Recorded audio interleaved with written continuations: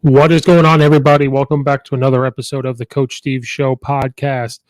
In today's episode, we're going to talk about who won and maybe who lost in the college football head football coaching hires. Landscape of college football changed dramatically. Bunch of head coaching changes, people on the move. So we'll talk about head coaching changes of maybe which schools won, maybe which schools maybe didn't make such a great hire. Maybe they had a shotgun hire, anything like that. That is what we're going to be discussing today on the Coach Steve Show. Before we dive into that, please, if you're watching this on YouTube, please hit the like button and that subscribe button, please. And thank you. It helps out the algorithm, helps out grow the YouTube channel and everything else. So please do that for me. The podcast can be found anywhere you listen to your podcasts. So wherever you listen to, please make sure you hit the follow button, rate it, be a friend, tell a friend. Also find the podcast on Colorcast. Right now it's only for Apple. You can download the Colorcast app on your iPhone, iPad. Colorcast is a sports commentary app or a podcast app now, hot takes app. Like I'm currently live on Colorcast right now. So you can do all of that stuff on there. So follow the Coach Steve Show YouTube or the Coach Steve Show on there as well if you want to get into Colorcast. The podcast is also brought to you by the Belly Up Sports Podcast Network. If you head to bellyupsports.com, check out over the 70 podcasts they have on there, all the blogs and everything else. It's a great growing network. So again, that's bellyupsports.com. Go check that out for me. This podcast is also brought to you by Coach Stone Football and is Back to the Basics Books and Drills. His very first book has over 500 pages of drills. So all you football coaches out there like me looking to get back to the basics, you need to go check out all of his books. It's going to help you out, I promise. Go to CoachStoneFootball.com. Check out all of his books. You will never have to look up another drill again, I promise you. Thank you, Coach Stone, for sponsoring the podcast. So let's dive right in. So college football, the landscape with coaches has changed. Obviously, this year it was a crazy offseason, or I guess a crazy coaching change, not even an offseason. Even before the college national championship, we had different college football coaches get hired. So let's talk about maybe people who won in some hires, and maybe people who didn't. Maybe they're not going to be a good fit. Did they just hire somebody to hire somebody? Maybe they should have kept the coach they had. So there was tons and tons of, coaching changes. We're not going to go through every single one because there was a ton. We're going to go through ones that probably stuck out to some people. So we're going to talk about who won, who lost. Maybe they should have kept the guy that they hired before. Are they going to be a good fit and all that stuff? So one fire that made sense was USC. USC and Clay Helton just did not go well together. That was a marriage not meant to last. That was just a relationship that was not going to work out. He was hired way back in 2015, and his record 5-4, 10-3, 11-3, and then it went 5-7, 8-5, 5-1, and then they fired him later on in the season. So Clay Helton was not going to be a match made in heaven. Yes, sir. Here on Colorcast asked LSU got Brian Kelly, and one of the California teams got Lincoln Riley. I remember hearing that. Yes, that they did hire Lincoln Riley. They fired Clay Helton to get Lincoln Riley. Not a shock that they fired Clay Helton, obviously, because he just wasn't getting it done. USC has a high standard of winning. Way back in the day, they've always been known to be winners. And then Pete Carroll got there and changed the landscape dramatically with how he handled practice. He had movie stars, he had rappers, he had this, he had that, like open practices. And they won national championships. You had the likes of Reggie Bush. You had, all these great football players come through. So Pete Carroll really changed the landscape of USC. And then they got hit with some sanctions. And then, You had Lane Kiffin in there for a hot second. You had other coaches in there for a hot second, and then Clay Helton comes in. But he did not recruit well. He was losing recruits from California to Ohio State to Texas, all over the place. He was losing recruits left and right. So his best seasons were 2016 and 17, 10-3 and 11-3. Won the Rose Bowl, lost the Cotton Bowl, and then it's kind of, just a downward spiral. And a school like USC just wants to win. They want to win now. So he was 8 years, he chose in 2013. He had a game, probably an interim coach, went 1-0, won the Las Vegas Bowl, and then for some reason it doesn't show 2014. But it's neither here or there. So that was one that they, was okay to get rid of. He is now the head coach at Georgia Southern, I believe. That's probably a good place for Clay Helton to go to. You were just at a big time place like USC. It's good to go to a Georgia Southern and kind of reinvent yourself a little bit. I'm not saying he's a bad coach. I'm not saying that I could do what he does, but just the way things were going at USC and the way watching them, they had talent. Somehow they won some games that they weren't supposed to, but they've also lost some games that they definitely were not supposed to. It's USC. They're supposed to compete. Again, USC is one of those schools that people could argue there's certain schools that when they're good, college football is good. People don't want Texas to be good, but that's one of them. People say that about Alabama. They don't want Alabama to win, but college football is good when they win. USC is really fun, or college football is really fun when USC is winning. So Clay Helton's off to Georgia Southern. They made a big-time hire in Lincoln Riley. Now, I say USC wins in this situation, getting Lincoln Riley over Clay Helton. When we look at Lincoln Riley, he was the head coach at Oklahoma, obviously. He was there for 5 years. His overall record was 55-10. His first year being the head coach in 2017, he went 12-2, and then went 12-2, then went 12-2. Then the COVID year went 9-2, and then this year went 10-2. Lost the Rose Bowl, lost the Orange Bowl, lost the Peach Bowl, and won the Cotton Bowl. Did not coach in the bowl game this year. He was already gone.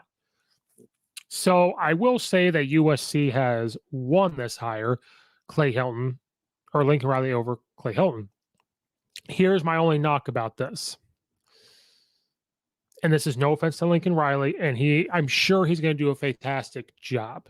The only question mark on this hire is going to be, can he just build a program? He took over an Oklahoma team that was already kind of established from Stoops. They were going to national titles. They were winning the Big 12. They were competing. They were winning games. So this is not a knock. This is me maybe overreaching here. Can he go to a place that's struggling and turn it around? Now, offensively, he'll turn it around and he'll get it going. But can he go into a program and say, we're going to build it up? But a positive is that when he takes over a program that was already, it's established.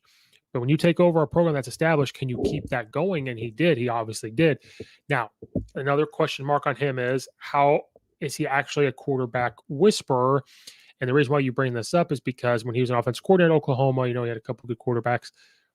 But then you had a lot of transfers. There was Baker Mayfield, there was Kyler Murray, there was Jalen Hurts. And then you have Spencer Rattler for a little bit. You kind of go 9-2. Then you have him this year, Spencer Rattler. And then you go with Caleb Williams. You can still go 10-2. Now, the good thing for Lincoln Riley is you're going from the Big 12 to the Pac-12. They're similar and not similar, but they're more similar than him jumping and going to an SEC school or anything like that. So USC won. So it's just going to have to sit back and wait and see, can he build a program that is struggling up? Because at Oklahoma, he inherited one that had been, winning all the time, recruiting well all the time. He had been a part of it and seen it. So that's going to be the thing for him. But USC won this hire, so they did not lose. They won this hire. We are going to move on real quick. I just want to point this out. Akron hired Joe Moorhead. I think Akron's going to have a great hire, and Joe Moorhead comes from being an offensive coordinator at Oregon this past year, and he's great at offense.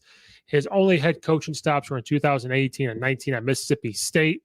He went 8-5 and 6-7, lost the Outback Bowl and lost the Music City Bowl. And then he was let go, and Mississippi State hired Mike Leach. So his 2 years spent at Mississippi State, he went 14-12.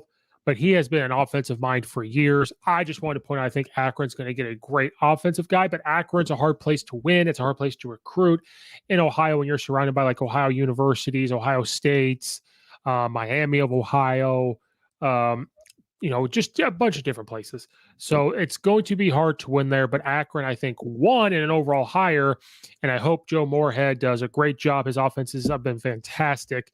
He kind of helped come up with, I believe he was one of the people starting with RPO stuff. If I've listened to a couple podcasts with him on there, and if I'm correct, but he did a great job with being offensive coordinator. In a way, kind of shocking to give up. I think he was making $1 million or so to be offensive coordinator at Oregon, or being offensive coordinators. So to see what he's going to be making Akron, to go to Akron, who doesn't win, maybe that's the guy to get a turnaround. But they won in this hire. Now, again, we're not going to talk about every single hire, but names that stick out to me, we are going to talk about very quickly. But Joe Moorhead will get it turned around, hopefully, at Akron. I think offensively they'll do better, but it's the recruiting. It's such a hard place to recruit. Maybe he needs to reach out to LaFlop James for some money. Who knows? TCU got rid of Gary Patterson, longtime TCU head coach. Did a great job there just over the past couple of years. Just, I guess, was not to the standards of TCU. A part of me thinks they could have kept him to get it turned around. But when you're struggling the last couple of years, you're losing some games you shouldn't. He's a legendary head coach. Didn't really want to see him, get fired. He's like, I'm calling him the godfather of the 4-2-5. Everybody has that playbook, from years ago with the 4-2-5. But they hire Sonny Dykes. This one, I don't know, because I like Gary Patterson so much. This is nothing against Sonny Dykes. His head coaching record is overall 71-63. Way back in 2010, he was the head coach of Louisiana Tech. He spent 3 years there. He went 5-7, 8-5, and 9-3. Did make it to a bowl game.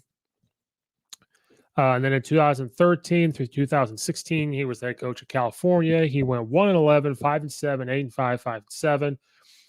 Then he was the head coach at SMU from 2017 to 2021. He did an interim his first year, 0-1, and then he went 5-7, 10-3, 7-3, 8-4. So not bad numbers. More of an offensive guy. But he leaves SMU, gets hired at TCU. So I think for him, he won. I just don't know if I want to say they won, because Gary Patterson, was the face of TCU. So I don't want to say they lost, but a part of me thinks you should have just kept him to get it turned around. But sometimes when the guy's been there for a while and you're seeing the same thing, the definition of insanity is doing the same thing over and over and expecting different results. No offense to Gary Patterson whatsoever. A part of me, I'm going to say they lost. I think they probably should have kept him. I think he could have got it turned around. He would have made some changes. Great coach, great recruiter. But you are, I believe, the smallest team in the Big 12 and competing. It's just hard when you're a small school like that, when you're playing there, but you have to give them credit for doing so. So I'm going to go on a limb here and say TCU kind of lost that one, because Gary Patterson is such a legendary coach, great coach. So just kind of go with on a limb here saying that, they kind of lost that one. Speaking of SMU, Sonny Dykes leaves. So then they have to hire a head coach, and they hire Coach Lashley. He was the offensive coordinator at Miami, and they hire him. He was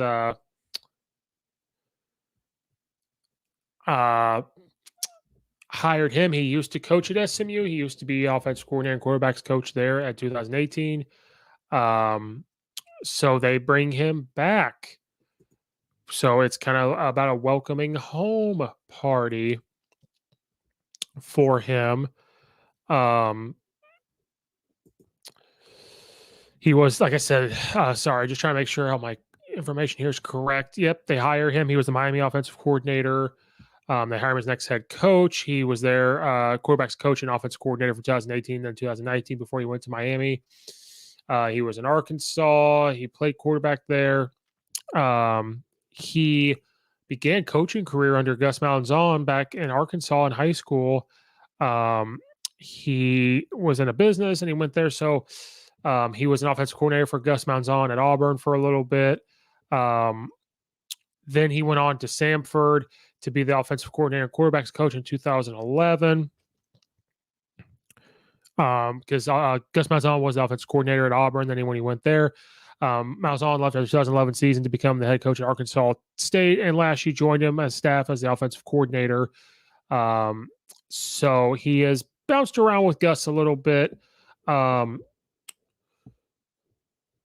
He would stay at Auburn until a one-year stint at UConn as offensive coordinator, and then in 2018, when he went to SMU, he coached under Sonny Dykes. So that there's a lot of connections here in the coaching world. They went 5-7 in 2018, but the offense did average over 30.4 points per game, which ranked 54th in the nation. But their defense gave up 35 points. So, I mean, you're scoring 30. Hopefully the defense doesn't give up all those points. Then when SMU went to 10-3 in 2019, the offense scored even more points and went to 41.8 points per game. So I think SMU made a great hire offensively. They're going to be much better. You saw when he was at SMU the first time, what they did with Miami before. They were doing okay, but it's a little different competition. But I think SMU wins in this hire. He learned under Gus. He adapted the offense. He does some things that Gus did, but he also has adapted some of the things to fit the players and what they do. So I think they won this hire. I think it's a great hire. Again, to bring an offensive mind back to score points. That's what SMU is known for, to score points. And he understands SMU. He understands the landscape. He understands how to recruit there, understands the school. So I think they won in this hire. It's a great thing for him. He's a great offensive mind, can recruit. So I think he'll have SMU doing some good things there. Hopefully they can. I know Cincinnati's gone, so they might take control over that conference. Oklahoma, Lincoln Riley left. They bring home Brent Venables, who was the defensive coordinator for Clemson for a very long time. Now, previously, before that, he was the defensive coordinator at Oklahoma for a very long time. Coached with Stoops, won a lot of games as defensive coordinator, won a lot of championships at Clemson, did very good things defensively. So this one, I don't know if you can say if Oklahoma won or lost because you had a really, really good coach. You didn't have to fire him, but you bring in Brent Venables. Brent Venables is going to do very, very good. Now, they're dealing with a lot of things right now with their players leaving and transfer in the transfer portal. So whether they don't like him, whether some of it's offensive guys. So is he going to be more of a defensive-minded team because they're going to be moving on to the SEC here pretty soon, probably sooner rather than later. So he's getting geared up for these SEC teams. So that could be a part of it. But, I mean, you never hear anything bad about him when he was at Oklahoma. You never heard anything bad when he was at Clemson. So I don't think it's anybody that hates him. I don't think it's anybody that's, we don't want to play for him. Maybe it's just, hey, this can be a defensive type of team. I want to go play for Lincoln Riley where it's an offensive type. But head coaches that are defensive guys do pretty well. So I think Oklahoma they never really lost, but I think they just maintained and so still won. So I think their hire for Oklahoma won. Brent Venables is going to do a great job recruiting. Again, he understands Oklahoma. He had many chances to be a Division I head coach, many chances. And he waited and waited till the right situation came up. Now people can say, well, it's because Clemson had a bad year. Well, their bad year was 10-2. It just seemed bad because it started off rough. They lost a couple games. Those two games they lost. One they lost to Georgia. Then another one they lost to was pretty bad. But then they got it rolling. I think it was just the margin of wins, just the inconsistency they had, but they still found a way to win. So, I mean, people can say, well, it's because they have a bad year and then they lose. Everybody's leaving. No, I think it's just because he likes Oklahoma. He understands it. So I think it's a win for them. So there's nothing. So Oklahoma never lost, but I think they won in this hire. Another team right now, I think that won is Virginia. They hire offensive coordinator Tony Elliott from Clemson. This is going to be a fantastic hire for offense. Again, another guy's name that's been brought up for head coaching jobs because they win championships while they're at Clemson. Just win championships, and they win a lot of games. Now, he has no head coaching experience, but he learned under Dabo Swinney. Again, another guy that kind of sat back and waited. And Virginia had one of the highest ranked offenses this year. So him coming in as this offensive mind that has coached good quarterbacks and good players and has learned a lot, I think offensively it's going to be a win. Now, the overall thing here is with no head coaching experience and you're staying in the ACC and you're probably going to have to play Clemson, it's going to be curious to see how you handle when you don't have head coaching experience. But again, you cannot not hire somebody because they don't have head coaching experience. If they got coaching experience, they could get the head coaching thing down. But to learn under Dabo Swinney, he was around Brent Venables, even though he was on the defensive side. Probably learned a couple things from him. Coach Caldwell, I believe, the offensive line coach at Clemson, probably learned a lot from him, on the offensive side. So he's learned a lot. I think this Virginia it's a fantastic hire. Their offense is going to shoot now up. It's just going to have to see how the recruiting goes and everything else. But with those type of players, they had one of the highest ranking scoring offense and yards offense. They're going to be just fine. So this is a fantastic hire. So they get a win in my book. Okay, we will talk about Miami next. But first, football coaches. Last year, did your lineman helmets get scraped up a lot because they hit every single play, right? Every single play they're hitting. They're not leading with their head, obviously, but they're just hitting all the time. So is the helmet getting scraped up? When you send it to recondition, all that. Well, there's a way to help protect those shells and reduce the repetitive blows that those big guys in the trenches are taking each and every week, especially as we're inching closer to some of you for spring ball, inching closer to some in the summer. I've got the solution for you. It's Guardian Caps. Guardian Caps can reduce the blows by 20 to 33% to help protect those big guys in the trenches, and you can't win without those guys. So it helps protect those shells and reduce the repetitive blows. It is worn by over 5 NFL teams and over 200 plus colleges like Oklahoma, Alabama, Georgia, Penn State. I mean, do I need to continue to go on? So if you go to guardiansports.com/guardian-caps or use the link in the description below, and use the code 15 off, you're going to save 15% off your order. That's going to help with reconditioning helmets. It's going to help your players out. It goes over the helmet. It absorbs the blow. It's just going to help you. So guardiansports.com/guardian-caps. Use the code 15 off. You're going to save 15% off your order. Whether it's 1, 2, 3, 4, 5, or a big bulk, whatever it is, you will save 15% off. Please go do that for me. Help out your guys. Help out the helmets. Help out the players. And it will support this podcast and lets them know I sent you.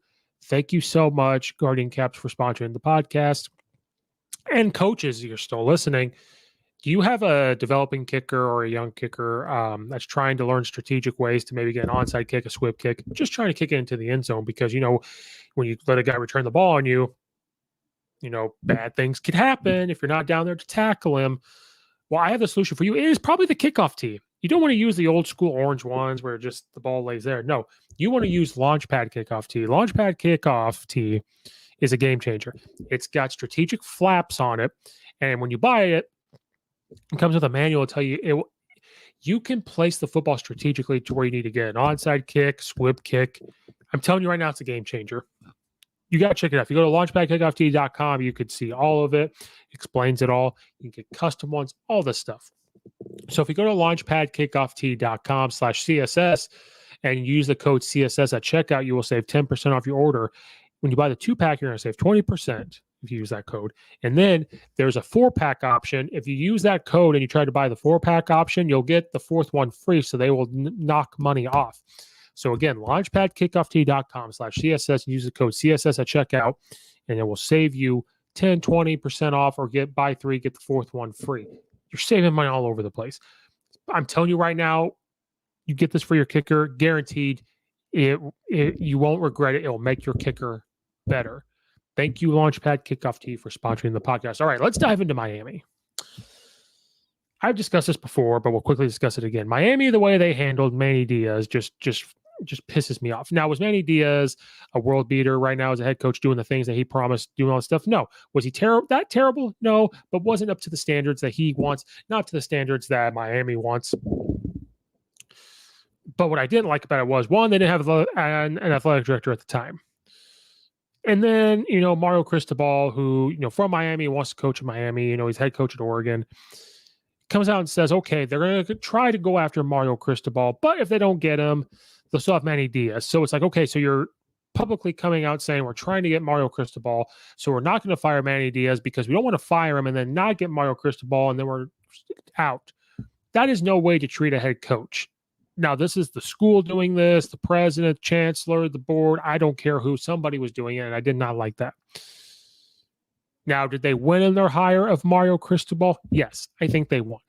Mario Cristobal's time at Oregon, he had a different stop. He was at Florida International for a little bit. Now, those records were questionable, but he has coached in the SEC. He's coached under some good coaches. Since then, he went 1-11, 5-7, 3-9, 7-6, 8-5, 3-9 at Florida International. But that's a place that's hard to win. That's does that really count? Does Florida International really count? No offense. Then he becomes a head coach, interim at Oregon, goes 0-1, loses the Las Vegas Bowl, but then he gets the head job. Goes 9-4, 12-2, and then the COVID year went 4-3, which was crazy because them and the Big Ten went and played hide and seek, hoping that nobody was going to play in the COVID year, blah, blah, blah, blah, blah. Then this past year went 10-3. So did a pretty good job. I mean, he's 62-60 for his overall coaching career of 11 years. That Florida Atlantic years were pretty rough. And then losing out on a whole year in 2020, I think they could have won a couple more games there. But did a good job at Miami or at Oregon.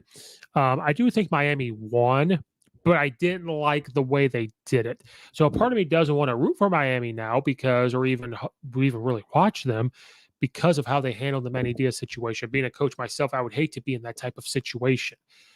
So I just don't think they handled it the right way. But I do think they won in the hire. Mario Cristobal is going to do a great job. His name was thrown around for a lot of jobs, a lot of jobs. So I think that they won. They didn't lose in the situation. But just the way they handled it was not the best, but they won. And then speaking of Oregon, they have to hire a coach. So a lot of names were thrown around for that one as well. They end up hiring Dan Lanning. He was the defensive coordinator at Georgia, who just won the national title. They hired him before the playoffs, and he took this job and said, I will coach Georgia in this playoff game and this national championship game, which I respect. Great defensive-minded coach, to work under Kirby Smart, learn all that stuff. I think Oregon won in this hire. It possibly could be better than Mario Cristobal, but we will see. Lanning came to Georgia after he was there for a couple seasons at Georgia. The last 3 at Georgia, he was the defensive coordinator. He was a 2-time finalist for the Broyles Award as the nation's top assistant. He joined in 2018 as a linebackers coach, and then he got promoted to defensive coordinator. He is from Missouri. He started as a graduate assistant at Pittsburgh in 2011. He's also been to Arizona State, Sam Houston State. Then he was at Alabama for a year. Then he went to Memphis. When he was at Sam Houston State, when he became like an actual coach, I guess, as a defensive backs coach. As an assistant coach, he's been to and won 3 of the New Year's 6 bowl games, helped lead Alabama to a college football playoff national championship in 2015. So he worked on that defensive staff there. And 4 years while he was on staff, Georgia won. As he was on Georgia for 4 years, they won 3 SEC Eastern titles and reached back-to-back All-State Sugar Bowls 2018 and 19, Chick-fil-A Peach Bowl in 2020, the Goodyear Cotton Bowl in 21. But then, of course, they won the national title this year. This was, before all that. They only gave up about 6 points a game this year, him leading the defense. In the 3 years as he's the Georgia defensive coordinator, they've held teams under 13.5 points per game. The rush yards, they kept teams under 76 yards a game. They were number 2 in total defense for only giving up 280 yards per game. Now, again, it's good. Those are good numbers when you've got those dudes at Georgia. But again, he has to understand how to recruit those players. So he's going to be that type of recruiter. He understands how to recruit in the SEC country. He's got the Oregon name to sell. He's got the Nike thing to sell. He's got the facilities to sell. So recruiting is going to be huge for him.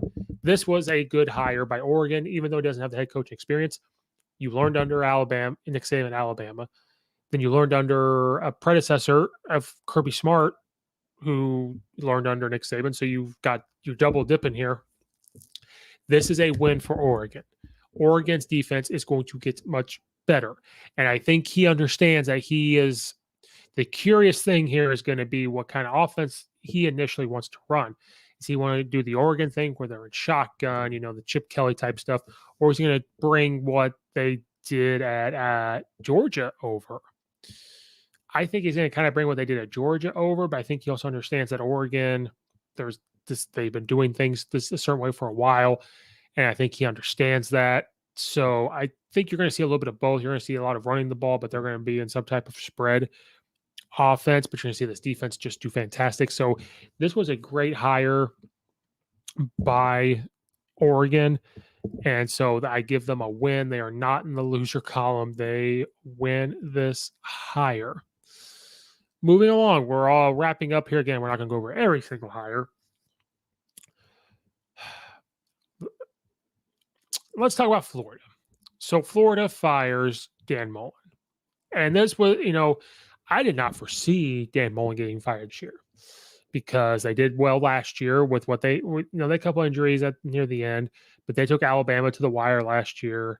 I had guys sit out of the bowl game, and Trask did what he could do and did pretty well. This year, they only lost to Alabama 31-29, I believe. But then it was stuff started coming off the rails. If they didn't lose so many games, he would keep his job. But losing shows a lot of different things. And I think one comment that this did not lead to his firing. The team showed no energy. There was no improvement. They were losing the teams they shouldn't have. They were losing bad. Then he makes the comment about, don't ask me about recruiting. This is not recruiting season. This is the season. Recruiting happens after. Well, no, the Nick Sabans of the world and Kirby Smarts of the world are recruiting now. I'm not saying they weren't out recruiting, but the way you answer that is kind of weird. Why would you say? You should just say, oh, yeah, recruiting trails going this, going that. And then playing of the two quarterbacks kind of led to the demise. I think you only need to play one quarterback. And so I didn't expect him to get fired this year. I have a couple episodes on record saying he's on the warm seat. I don't know if he should be on the hot seat. Give him another year. And if it goes that way again, then you get rid of him. Great offensive mind, but then they fire him. So this was a big-time job that was circled around for a lot of guys to get, and they landed on Billy Napier, which I'm sorry to say. This is a win. There's some people, I know, Coach Bandstra, if you listen, you're out there and you said that you weren't sure. Something in your gut's telling you this is not the right job for him. But again, this is a guy who coached under Nick Saban. He's coaching SEC, and he's learned. His name, again, is always brought up for the past 2 years or so, is always brought up for a big-time job, and he kind of waited. His only head coaching experience is at Louisiana, the Raging Cajuns. He's 40-12. He went 7-7 his first year, 11-3, 10-1, and 12-1. And another respect for this year, he wanted to come back and coach the last games there with his team. So much respect. They won the Lending Tree Bowl and the First Responders Bowl because Raging Cajuns are, not big-time Division I. But winning record, culture builder, and that's kind of what Florida needs. So I do think it's a win for Florida. I know some may say something doesn't seem right about this hire. Is it a slam dunk hire? It's not this, no offense to Coach Napier. I would love to talk to him on the podcast. It's not this huge splash hire of we got this huge and big name. Well, I think he is a big name, but I think it's what Florida needed. Everything came off the rails. The wheels came off. The train flipped over. They need a culture guy. They need someone that's going to, be able to come in, recruit, able to come in and sustain some type of culture building. He's going to lay the foundation and build sturdy walls.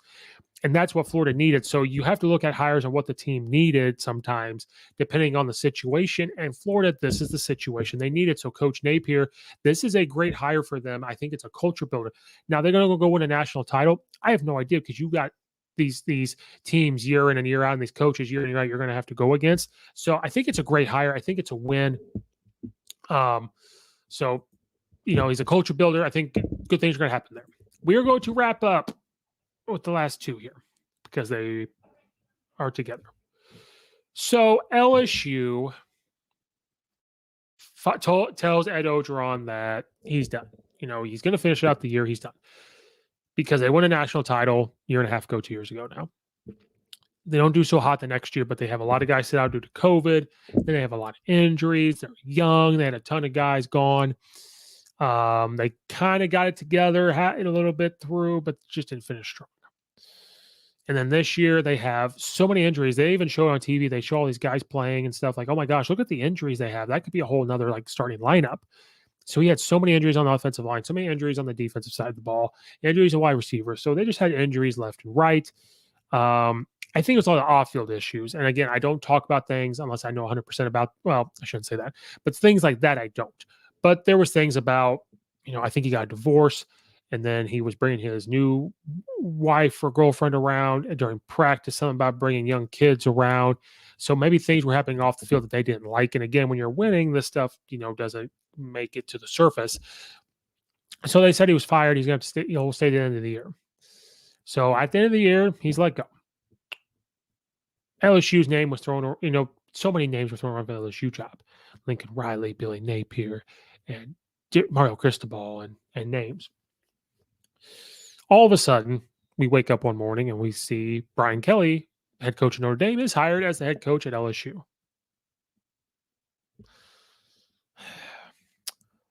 Now, Brian Kelly's been a head coach a couple times. So let's go over. He has been a head coach literally since 2004. His overall record is 166-62. He was at Central Michigan for 3 years, 4-7, 6-5, 9-4. So they improved. That's what you want to see. Going from 4-7 all the way to 9-4, you're improving. It's pretty good. Then he was at Cincinnati for 4 years. Interim, I believe, for a year, or he got hired for the bowl game that first year, so 1-0. So technically 3 years. He went 10-3, 11-3, 12-0. Pretty good. That's really good. Then he became the head coach at Notre Dame and has been there since 2010. 8-5, 8-5, 12-1, 9-4, 8-5, 10-3, 4-8, 10-3, 12-1, 11-2, 10-2, 11-1. Pretty good. You're 166-62. Your win percentage is 0.72. You've won the International Bowl, Papa John's Bowl, the Sun Bowl, Pinstripe Bowl, Music City Bowl, Citrus Bowl, and Camping World Bowl. You've made it to the playoffs. You lost to the national championship game. You made it to the national championship game. Had a couple sanctions there. They adjusted some of the wins there. But I think Notre Dame just kind of kept him because you're seeing the 10-3s, 12-1s, 11-2s.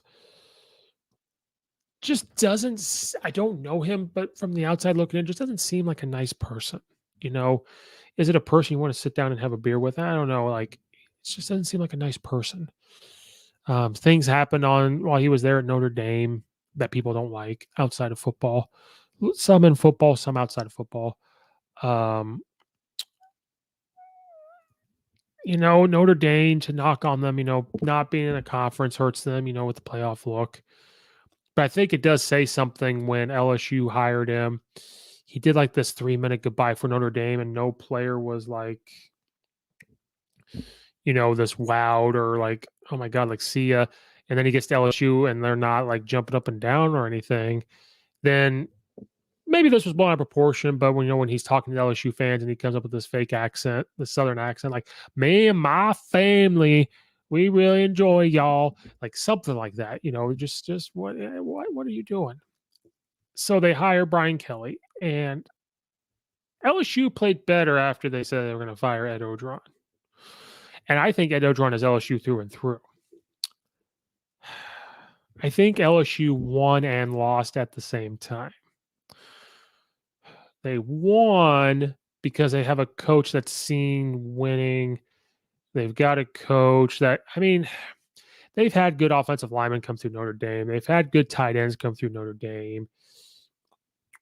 They just don't really usually win a lot of the big games is kind of the knock on him. Not consistent recruiting. Sometimes stagnant on offense. I know he was big time in the offense and he took a step back. And when he took a step back, they started to win a little more. Then again, just some things of not being a nice person, I guess, or a good guy. And they lost at the same time because are the players going to really be motivated to play for him? He was coaching at Notre Dame where a lot of they're not in a conference. A lot of their games weren't necessarily these big time games that they were going to get the SEC. Has it been proven that he's had these great recruiting classes? And again, this motivational part of it, are they excited to play for him? Recruiting, what type of offense you're going to have? I think it was a shotgun hire because they started to see like Lincoln Riley was gone. They talked to Mario Cristobal going to Miami. I think they were just panicking about who they were going to get. And all of a sudden it was, well, we're going to get Brian Kelly. And I think Brian Kelly should just stay at Notre Dame. I mean, you're winning, you're making money, but I mean, they're going to pay this guy like $100 million to coach at LSU. So I think they won and lost at the same time. So on the flip side of this, Notre Dame now needs a new head coach. And we've talked about this. And I've already done a podcast like who won, LSU or Notre Dame. And I think Notre Dame won more than LSU because they got Marcus Freeman. Now I know in his bowl game they were up and then they kind of lost. Well, give the guy a break. He's a head coach for like a day, and I know it was longer than that. It was like a couple weeks, about 2 weeks, but he's a head coach for pretty much a day. And so they got to figure out how he's going to operate and everything else. But to see the players pumped up for him, to see the school pumped up for him, I think Notre Dame won. LSU won and lost. I think Notre Dame won. Now it's yet to be seen. So I think the positive, I guess, with Brian Kelly is look at the wins. I mean, you can't argue. I can't argue with that. People can hate him all they want. I can be blah about it. I don't really hate him or like him at the same time. We can be blah about it because he's 166 wins and some losses, 60 losses. That's fantastic. He got Notre Dame to a national title. They've been in the playoffs. They win games. I don't think that'd be that way if they were in a conference. But I think Notre Dame won more than LSU. I've already done a whole podcast topic about it. But I think LSU won and lost. I would love to see Ed have another year because these last 2 years, I know that he won't make excuses. They won't make excuses. The amount of injuries they had, the amount of this, amount of that. I would have just loved to see Ed stay there. So that's why it's a win and a loss for me with LSU. But I think Notre Dame 100% won in this hiring. I think Marcus Freeman is going to get players to do well. He understands when he was at Cincinnati what kind of winning feels like. Being Notre Dame seen it this year, what winning is. Recruiting. That video right there is going to be a recruiting thing. Like, look, the players love him. He could use that as recruiting. Like, look, they love me. Put it on the thing. Like, look. So I think they absolutely won.